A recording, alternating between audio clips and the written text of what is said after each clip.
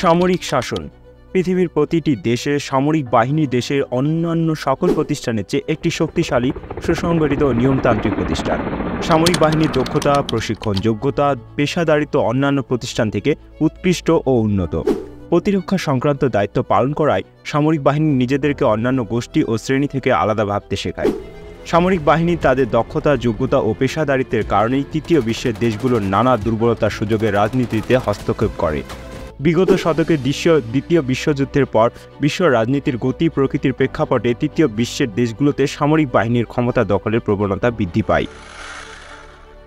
সাধারণত বেসামরিক কার্যাবলী যখন সামরিক লোক দ্বারা পরিচালিত হয় তখন তাকে সামরিক শাসন বলে।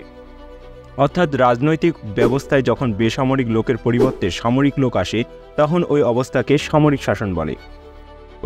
সামরিক শাসন বিশেষজ্ঞ অধ্যাপক ফাইনার বলেন, সামরিক বাহিনী যখন তার নিজস্ব নীতি বাস্তবায়নের জন্য সামরিক সরকারকে হাঁটিয়ে রাজনৈতিক ক্ষমতা দখল করে তাকেই সামরিক শাসন বলে।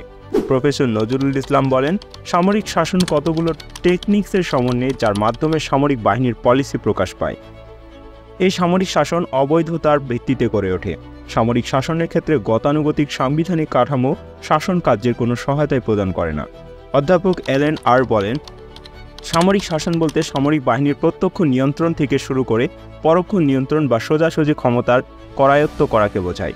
পরিশেষে বলা যায় যে সামরিক শাসন যেমন রাজনৈতিক ও অর্থনৈতিক ধ্বংস ডেকে আনে, তেমনইভাবে রাজনীতিতে অস্থিরতা দেয়।